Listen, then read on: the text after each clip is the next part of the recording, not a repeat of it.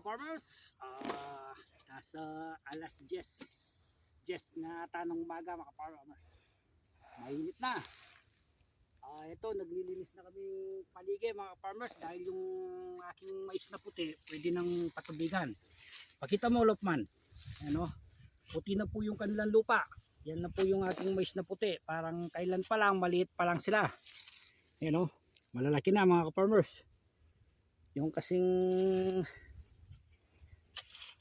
kasing mais na puti mga farmers, hindi mo pwedeng pabayaan.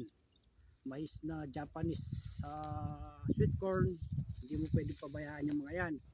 Maiiwan at maiiwan kasi dun sa araw nila mga farmers. Hindi kamukha ng pula, pwedeng maghintay. Pero yung mais na puti at saka Japanese hindi pwede.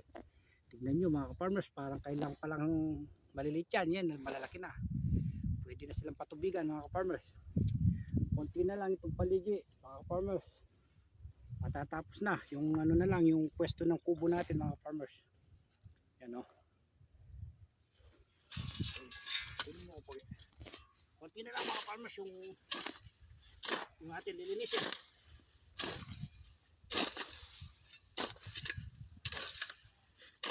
Kami lang dalawa ng aking Lokman mga farmers.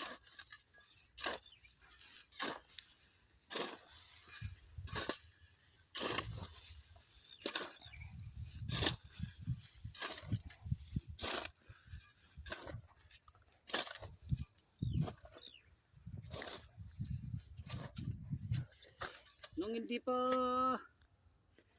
hindi pa tubo ito mga farmers, nisprayan ko ng pamatay damo itong paligi ko mga farmers, kaya na to itong